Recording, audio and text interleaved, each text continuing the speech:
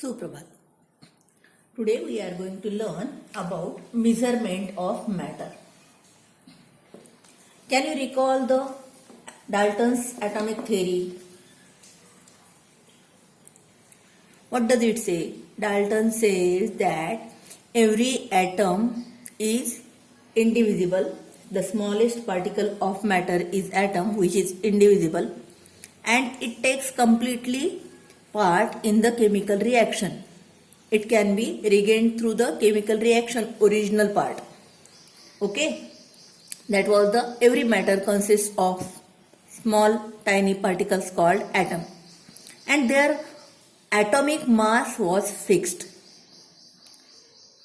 That is, all atoms of same element are alike and all atoms of different elements are dislike. That was Dalton's atomic theory. That is, iron and zinc have different types of atoms. And when such atoms react with each other, they form compounds. When such atoms react with each other, they form compounds. What is molecular formula of salt, slacked lime, water, salt? It is NaCl, common salt. It consists of two types of atoms, Na and Cl. Slacked lime, CaOH by 2. It consists of three different types of atom, calcium, oxygen, hydrogen. Water, it consists of two types of different atoms, hydrogen and oxygen. Lime, CaO, it consists of two types of atoms. Limestone, CaCO3, it consists of three different types of atoms. So, when atoms react with each other, they form compound, or compound contains different types of atoms. All atoms in a compound are not alike. Now, to study the different substances, compounds, etc., Dalton, Thomson, Rutherford, Proust, these all scientists studied the properties of substances, and during this they found laws of chemical combination. There are two different laws of chemical combination. The first one is law of conservation of matter. What is it? Law of conservation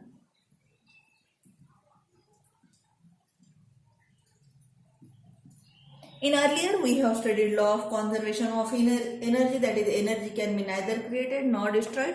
In the same manner, during chemical reactions, matter is not created neither destroyed. That is, after chemical reaction, the mass of matter remains same. To explain this, there is an activity in your textbook. That is, there is a solution of calcium chloride.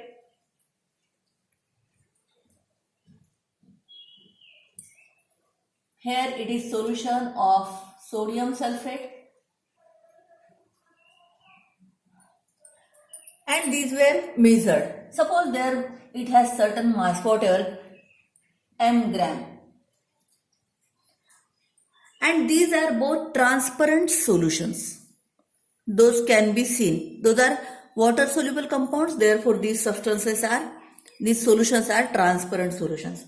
When these substances are mixed with each other, by tilting the conical flask, we have mixed it. This conical flask is packed with the help of rubber cork, and by tilting, all the liquid in the test tube is mixed with the calcium chloride solution. What happens? We get two colored solution, one white precipitate of calcium sulfate, and above liquid water soluble transparent solution of NaCl. Now, as this precipitate is formed, these solutions are not transparent, we can say some chemical reaction has been taken place. Again, we can weigh the whole system and we find that mass remains as it is, m gram. Whatever mass initially was, it remains as it is, and that is the law of conservation of matter. What is it is stated directly? There is no rise or drop in the weight of matter during a chemical reaction. There is no raise or drop, म्हणजे वाढत पण नाही आणि कमी पण होत नाही. There is no raise or drop in the weight of matter during chemical reaction. This can be observed at our home also. We can see by using some physical changes. If we add some salt to water and see, if we add some salt to water and weigh it, take two different water and salt, weigh it and add them and find the combined weight, you will find that weight remains constant. Weight does not, mass does not change. That is law of conservation of matter. To see the change, hereafter along this I will send another video of precipitation reaction also. Now, if mass is constant, can elements react with different proportion? You know that you can make beverages by using different amount of sugar, tea or coffee, etc. You can make strong tea, you can make light tea, you can make sugar free tea or very sweet tea also. Okay, that is, in that case we can add sugar or tea in different amount and we say it is tea. That is, tea is a mixture. Is a mixture where the different constituents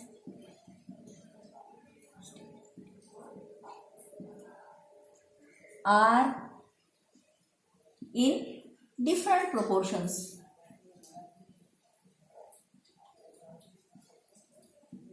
That is, the proportion of constituents is not fixed.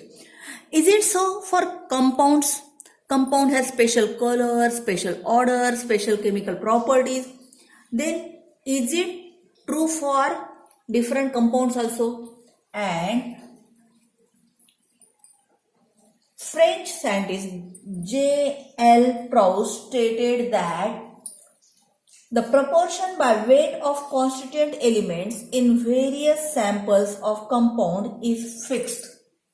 The proportion of constituent element in a compound obtained from various samples is fixed. The proportion constituent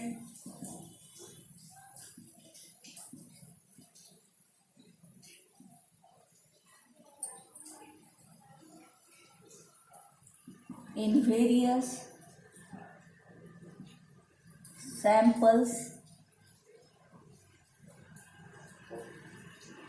of a compound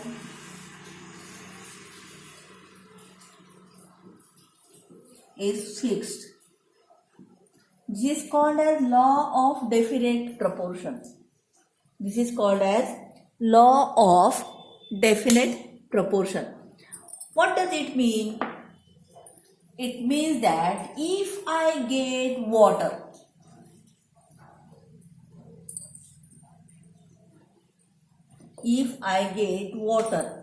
from borewell,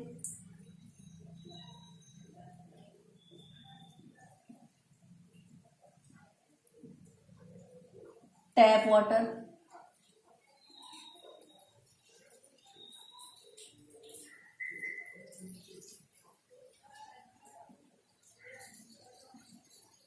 rainwater,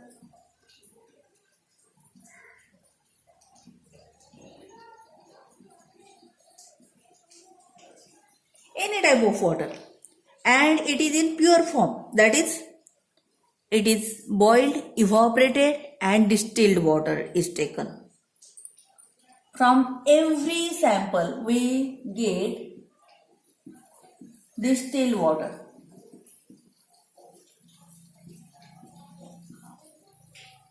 That is 3 samples of distilled water.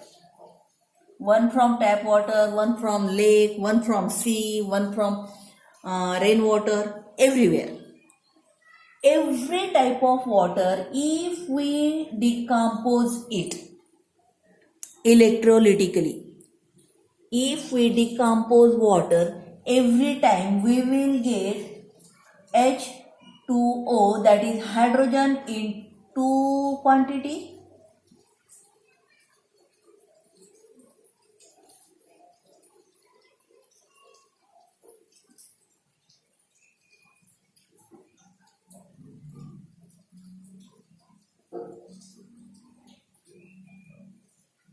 This is electrical decomposition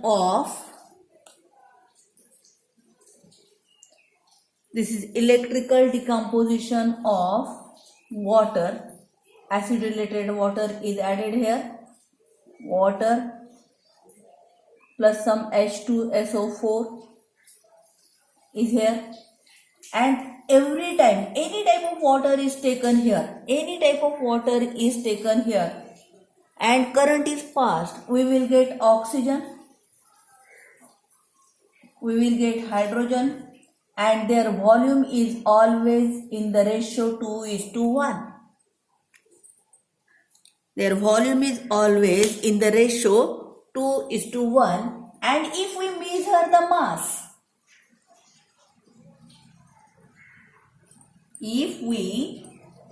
the mass, in that case, every time if 1 gram of hydrogen is weighed, volume double, but mass 1 gram of hydrogen is there, then 8 grams of oxygen will be there. That is ratio of mass of hydrogen to oxygen in any type of water is 1:8. That is called as law of constant proportion. If any compound contains hydrogen and oxygen in 1:8 proportion, in that case it is simply pure water. Meaning is that if it contains in another proportion, that is, suppose for example there is another H2O2, you may have came across this formula, it is hydrogen peroxide. If this compound contains hydrogen and oxygen in the proportion 1:16, and this is not water. If the proportion of hydrogen and oxygen is changed, it is not water, it is another compound. Any sample of H2O2 will certainly contain 1:16. Any sample of water will certainly contain 1:8. Did you understand? And if we collect carbon dioxide, so if we collect carbon dioxide, any sample, it may be by burning of fuel, by burning of gas, burning of petrol, any sample, if we collect carbon dioxide, carbon is to oxygen proportion is 3:8 always. It is always 3:8. And if this proportion is changed, it is not carbon dioxide. Did you get it? What is the significance of this law of constant proportion? There is one example that I will explain you. This is a packed assembly, closed container of any type of material, closed container. It is packed assembly, and there is 10 gram of carbon, and this contains 32 gram of oxygen.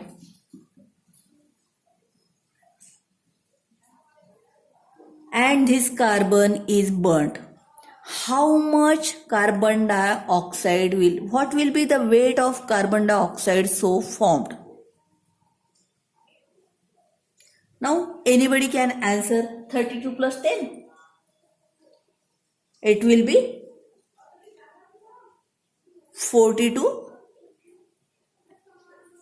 grams of, suppose if I take here, instead of it I take 20 grams.